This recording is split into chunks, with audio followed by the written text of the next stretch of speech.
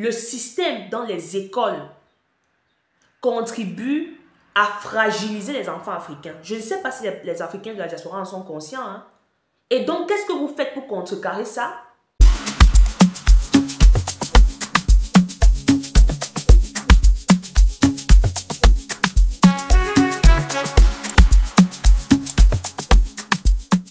Les amis, je vais vous parler d'une expérience que j'ai vécue récemment avec mon fils pour attirer l'attention des parents qui sont ici en Occident, les frères et sœurs de la diaspora qui ont des enfants, sur l'attention qu'ils mettent dans l'éducation de leurs enfants. Vous savez, moi je suis une personne, j'ai toujours été fière de mes origines, j'ai toujours voulu comprendre l'histoire du peuple africain. J'ai toujours eu cette envie-là, voilà, d'étudier l'histoire de mon continent, d'étudier l'histoire de mon pays et des autres pays d'Afrique pour comprendre la réalité, pour comprendre la situation des Noirs, pour comprendre pourquoi les Noirs sont au niveau où ils sont jusqu'aujourd'hui. Et à travers ces différentes recherches que j'ai faites au fil des années, que ce soit à travers la lecture ou alors les vidéos en ligne de chercheurs et historiens africains, j'ai appris beaucoup de choses et je m'étais juré de transmettre cela à mes enfants, de faire cette transmission-là de connaissances à mes enfants, afin qu'ils puissent grandir où qu'ils soient, en sachant qui ils sont et en sachant d'où ils viennent. Alors, moi j'ai toujours inculqué à mes enfants les valeurs africaines, que ce soit dans la façon de vivre, dans tout ce qu'on fait, mes enfants se sentent africains. Ils savent d'où ils viennent, ils connaissent leur histoire. Alors, il y a quelques jours, mon fils est rentré de l'école et il me dit, voilà, aujourd'hui, on a fait le cours d'histoire. On a fait le cours d'histoire et le thème qu'on a abordé, c'était la traite négrière. Alors, dans son livre d'histoire, il y a une partie justement, un paragraphe qui traite de la traite négrière qu'on appelle le commerce triangulaire. Vous savez que même en Afrique, dans nos livres d'histoire, on parlait de commerce triangulaire. C'est la même chose ici puisque l'histoire qui est racontée en Afrique, le programme éducatif africain, c'est les Occidentaux qui ont décidé ce programme en fait. Ce n'est pas les Africains qui ont décidé l'éducation qu'ils doivent donner à leurs enfants. C'est les Occidentaux qui valident les programmes éducatifs dans les pays africains qui dépendent encore d'eux. Et la même chose ici. Mais il faut comprendre qu'une chose est qu'un enfant soit en Afrique et étudie l'histoire de son pays, on lui parle de commerce triangulaire, il est assis avec ses amis africains comme lui. Une chose est que l'enfant vive cette réalité dans un pays occidental où il est étranger. Parce que vous savez qu'en général, ici dans les écoles, nos enfants sont en minorité. Je veux dire, dans les salles de classe, il y a plus d'enfants de locaux que d'enfants d'étrangers. Donc déjà, à la base, il y a cette différence-là qui se ressent. Pour vous, les parents qui avez les enfants ici, vos enfants qui vont à l'école vous ont sûrement posé des questions un jour du genre, oui, pourquoi moi, pourquoi ici c'est noir et ici c'est blanc, alors que pour mes amis c'est blanc ici et blanc là-bas. Mes amis aujourd'hui m'ont dit que mes cheveux sont comme ça. Voilà, c'est des choses que je dirais presque tous les enfants africains, afro-descendants, vivent ici en Occident dans leur rapport avec leurs camarades occidentaux. C'est normal parce que les enfants ne le font pas par méchanceté, parce qu'un enfant, il n'y a rien de plus innocent et de plus pur qu'un enfant. Ils le font par curiosité. Voilà, parce que justement, face à cette différence, ils se posent des questions. Pourquoi toi, tes cheveux sont comme ça? Pourquoi? Et à ce moment-là, déjà dès l'enfance, c'est le moment où le parent doit intervenir et travailler le mental, forger le mental de l'enfant. D'où l'importance pour les parents africains de sacrifier le temps pour l'éducation de leurs enfants. Parce que j'ai souvent entendu certaines personnes dire oui, au moins nos enfants ici, ils ont l'éducation, ils ont un avenir et tout. Attention, attention, l'éducation, ce n'est pas seulement mettre ton enfant dans une école qui va le former à être un futur ingénieur ou quoi que ce soit. L'éducation, c'est aussi l'épanouissement de l'enfant dans son milieu scolaire, les dynamiques dans le rapport entre ton enfant et ses amis. Comment est-ce que ces dynamiques sont gérées? Est-ce que toi, en tant que parent africain, tu as préparé ton enfant à affronter ces dynamiques-là? Parce qu'il y en aura. Quand un enfant est assis dans une salle de classe, ici en Occident, un enfant africain, je dis bien qui est minoritaire, parfois dans les salles de classe ici, Vous voyez, dans une salle, il peut y avoir 3, 4, 16 enfants africains, parfois 2. Sur une classe de 20 enfants, il y a peut-être 2, 3 enfants africains. Ça veut dire que les enfants sont minoritaires. On fait un cours d'histoire et le professeur, pendant le cours, dit, je vous rapporte les paroles que mon fils m'a dit.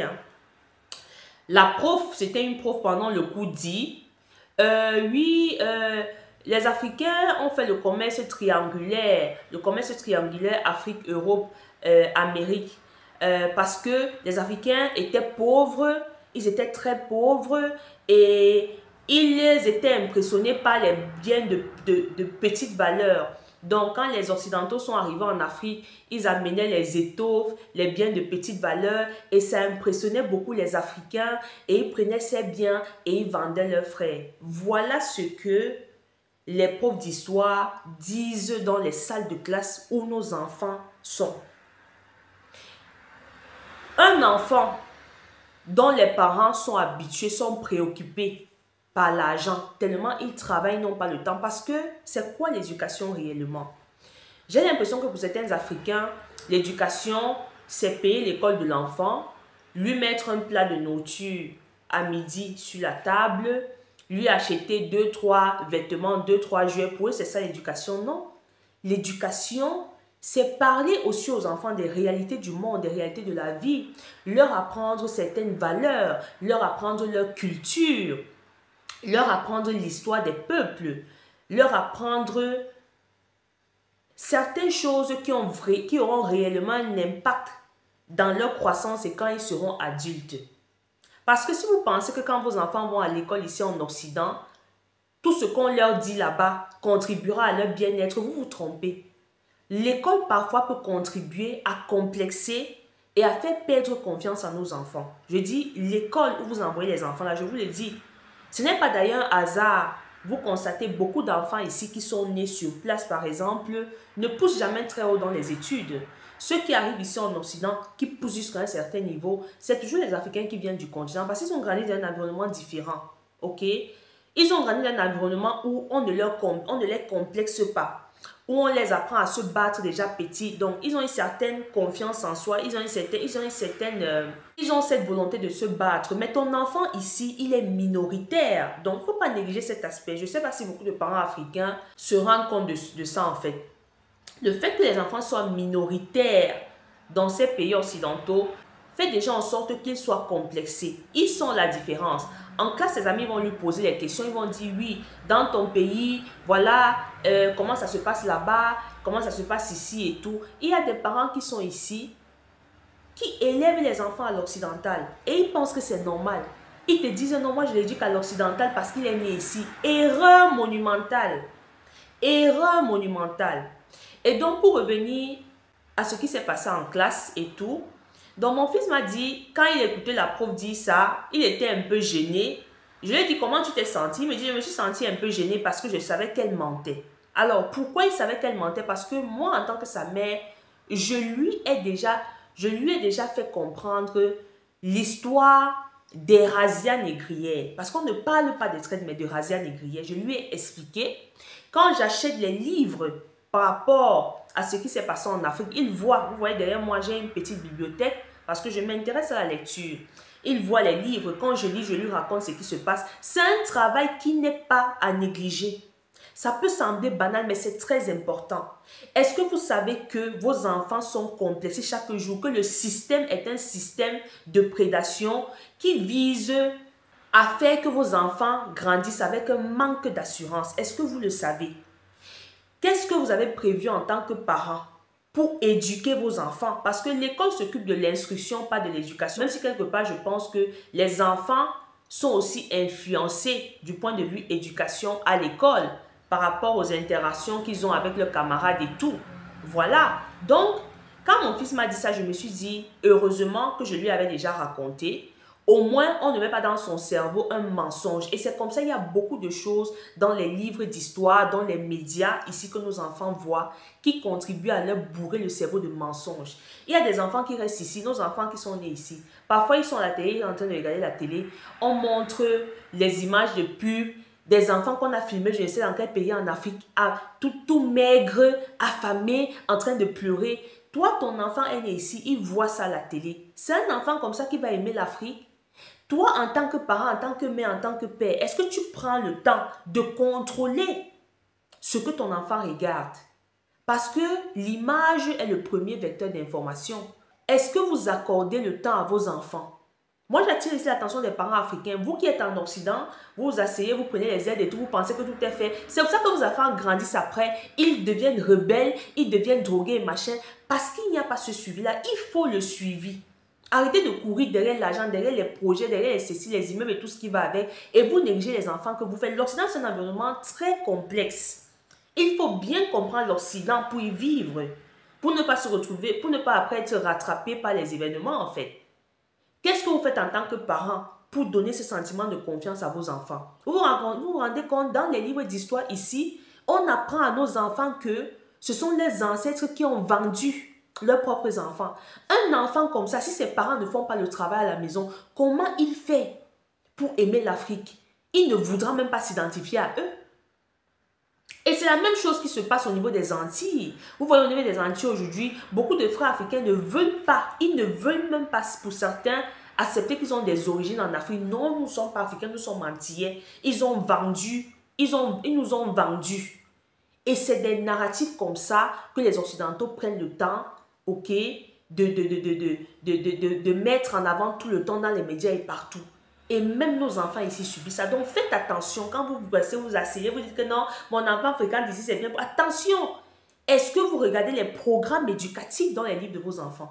Est-ce que vous savez que dans les livres d'histoire, on leur raconte les mensonges sur l'histoire de l'Afrique? Et quand je parle de ces discours, je suis toujours choquée de voir les Africains qui viennent mettre en commentaire: oui, coach, en réalité, soyons sincères, les Africains ont vendu leurs frères. Mais c'est des choses que vous ne devez même pas dire. Quel manque de dignité! Quel manque de dignité. Les Africains qui s'asseyent et ils sont contents de dire, vous pensez qu'en faisant ça, on va vous donner un trophée pour votre degré d'humanisme. Vous ne comprenez pas le monde dans lequel vous vivez. Le monde dans lequel vous vivez est très complexe. Les Occidentaux qui ont rasé l'Afrique et qui continuent de raser l'Afrique n'acceptent jamais, ils ne reconnaissent jamais que non, on a massacré ces gens, nous sommes des agresseurs. Ils trouvent toujours les moyens de mentir. Au point où même leur propre peuple croit en leurs mensonges. Parce que dans leurs livres, ils ont tout fait pour dire que c'est les Africains qui traitaient, que c'était un contrat, c'était un business. Quel business? Quel business tu vas traiter avec quelqu'un qui n'est pas armé? Toi, tu viens armé. C'est quel business? Tu viens traiter un business avec quelqu'un étant armé? Africains, apprenons à réfléchir, à pousser la réflexion loin. Tu vois, les Africains, ils se sont dit, oui, reconnaissons. Quel genre de peuple? Vous n'avez pas le sentiment d'appartenance. Aucun peuple sur terre ne crache sur les siens ou sur ses ancêtres. Il n'y a que les Africains qui le font. Qui restent sur les réseaux sociaux en mondovision et qui disent oui, on a vendu. Ils partent sur les vidéos des étrangers asiatiques, français qui parlent de l'histoire de l'Afrique. Ils disent qu'ils ont vendu leurs frères. Et les Africains sont dans les commentaires, oui, c'est vrai. Ce n'est pas comme ça qu'un peuple digne se comporte. Vous dites non. Vous refusez parce que vous vous dénigrez, vous salissez votre image et vous salissez l'image de vos enfants parce que les actions que vous posez affectent vos enfants. Il n'y a pas de trait négrier de commerce triangulaire. Ça, c'est le narratif que l'Occident a voulu mettre en avant pour complexer les Africains et les maintenir en bas. Arrêtez de dire ça, ne dites plus ça. On va pas, les Occidentaux ne vont jamais vous donner un trophée parce que vous venez dire oui, on a vendu nos frères. C'est une honte. Quand vous dites ça devant un Occidental, ils ne vous respectent plus. Ça, je vous le dis, hein. Un Africain qui reste devant un Occidental et qui dit oui, il faut quand même qu'on reconnaisse qu'il ne peut plus, il te voit il te voit comme un sous-humain. C'est un manque de fierté. Vous pensez que les Occidentaux vont rester là à dire que oui, nos ancêtres l'ont fait? Vous voyez comment ils réagissent, non? Ils disent toujours non. Parce que c'est comme ça qu'un peuple doit se comporter. Un peuple se défend coûte que faille face à l'ennemi, face à l'adversaire. Parce que l'adversaire ne sera jamais ton ami. Ton degré d'humanisme, de bonté que tu veux, l'adversaire n'en a rien à foutre de ça en fait. Et la réalité du monde nous le demande. Donc, parents africains, s'il vous plaît, accordez du temps à vos enfants. Les enfants que vous faites en Occident ne sont pas des objets que vous utilisez pour prendre vos allocations et construire les immeubles dans lesquels vous n'allez jamais vivre. Nos enfants vivent dans les environnements qui les complexent jour et jour. Et beaucoup de parents n'en sont pas conscients. Et après, quand les enfants grandissent, ils ont des comportements bizarres. Ils ne savent pas d'où c'est parti. Pourtant, ils n'ont pas donné l'attention à leurs enfants. Éduquer un enfant, ce n'est pas lui donner à manger. Ce n'est pas uniquement lui donner à manger, ce n'est pas uniquement lui acheter des habits. Éduquer un enfant, c'est lui parler de son histoire, c'est causer. Le dialogue parent-enfant est très important et c'est quelque chose qui manque dans la culture africaine parce que malheureusement, nous-mêmes, on a grandi comme ça. Beaucoup de nous n'avons pas grandi avec des parents qui dialoguaient. Ce que j'ai appris de mon histoire, de l'histoire de mon peuple, toutes les connaissances que j'ai aujourd'hui, je les ai cherchées moi-même. Alors, si nos parents ont fait cette erreur de nous transmettre certaines choses, rattrapons cette erreur, évitons de faire pareil avec nos enfants parce qu'on doit construire de nouvelles générations d'Africains forts, dignes, qui connaissent la vraie histoire de l'Afrique.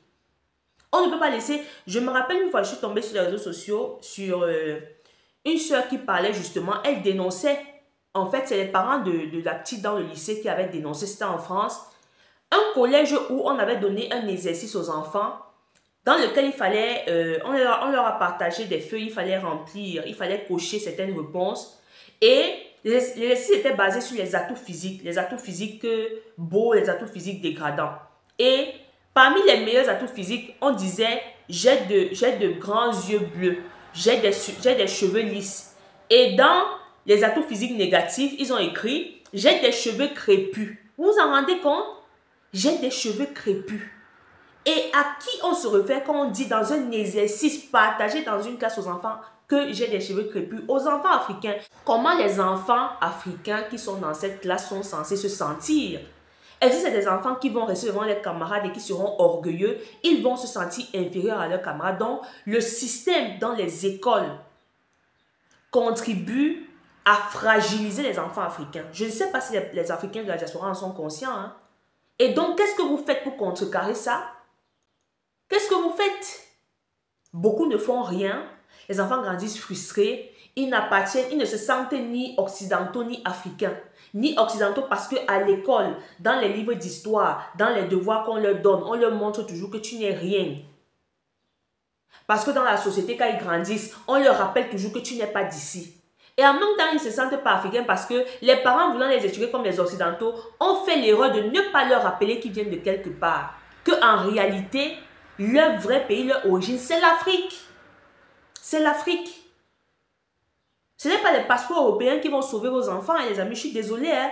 Si pour vous, j'entends les Africains dire que mon enfant, l'héritage, c'est le passeport, quelle aberration.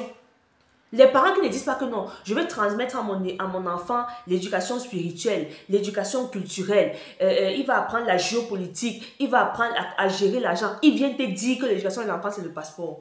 Une honte de haut niveau. Les Africains doivent se remettre en question. On doit se remettre en question. Nos enfants souffrent. Beaucoup d'enfants africains souffrent ici dans la diaspora. Et les parents n'en sont pas conscients. Parce qu'ils ont le regard tourné vers ce qui n'est pas en réalité important.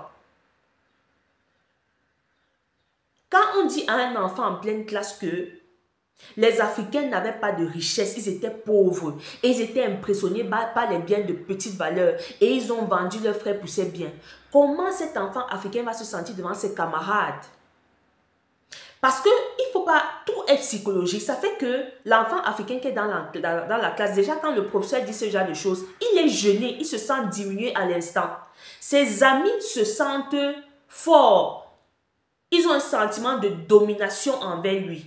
Donc, c'est un enfant que, si à la maison le travail n'a pas été fait, il va grandir frustré. Il ne pourra jamais hausser la tête devant ses camarades. C'est la raison pour laquelle beaucoup d'Afro-descendants ici, ils veulent ressembler aux Occidentaux. Parce qu'ils n'ont pas de sentiment d'appartenance. Ils ne sont pas fiers d'être ce qu'ils sont. Ils rejettent beaucoup la culture africaine parce que les parents n'ont pas fait le travail à la maison. Parce qu'on dit non, il a le passeport. Le passeport pour eux, c'est l'éducation. Donc, ils grandissent en s'identifiant aux autres communautés, aux Occidentaux, aux Arabes, qui aussi les méprisent au plus haut niveau. Tu les vois là-bas en France. Ici en Italie, bon, il n'y a pas ça. Tu les vois là-bas en France, ils sont là, wesh, wesh. C'est quoi ces conneries? C'est quoi ces histoires? Et ils sont contents de dire wesh. Et oui, bonjour, wesh. Donc, wesh, c'est que wesh. Ils te prononcent les mots arabes. Ça dénote un sentiment d'infériorité. Ça veut dire qu'on n'a pas le sentiment d'appartenance face à sa communauté. On veut s'identifier aux communautés qui nous dominent. Les communautés arabes et européennes et tout dominent les Africains. Donc, ils sont délaissés et ils veulent s'identifier aux autres pour se faire accepter. Donc, faisons attention aux programmes éducatifs qui sont présentés à nos enfants dans les écoles. Prenez le temps, parents africains, les femmes, les hommes, prenez le temps pour travailler avec vos enfants, dialoguer avec vos enfants. Nos parents ont fait cette erreur, nos parents ne dialoguaient pas avec nous. Ne commettons pas la même erreur. Et le fait que nos parents ne dialoguaient pas avec nous, beaucoup ont grandi aussi avec des lacunes. On a appris beaucoup de choses de nous-mêmes, beaucoup jusqu'aujourd'hui même ne sont pas assez cultivés parce qu'il y a des parents qui n'ont pas fait cette transmission-là. Donc ne faisons pas l'erreur avec nos enfants. Aujourd'hui, nous sommes dans un monde où beaucoup de personnes peuvent s'éduquer. Ceux qui veulent s'éduquer peuvent s'éduquer. Sachons utiliser les médias, les réseaux sociaux à bon escient. Pas seulement s'asseoir les goûter les affaires de Congo, ça, de telle sortie avec telle affaire, ceci. Ça ne nous apporte rien tout ça. Et beaucoup de femmes africaines passent le temps derrière ces sujets inutiles. Elles sont peu, les femmes africaines qui s'intéressent vraiment aux choses importantes pour leurs enfants. Achetez des livres d'histoire à vos enfants. Faites-leur écouter des vidéos qui renforcent leur confiance en soi. Parce que ce sont les sociétés qui sont prédisposées, qui sont préparées pour les diminuer. Les enfants, les afro-descendants, les enfants africains qui naissent en Occident sont dans les sociétés qui sont programmées pour les diminuer, pour qu'ils se sentent inférieurs à leurs camarades blancs. C'est la réalité, je n'invente rien. Donc, à vous les parents de faire le travail.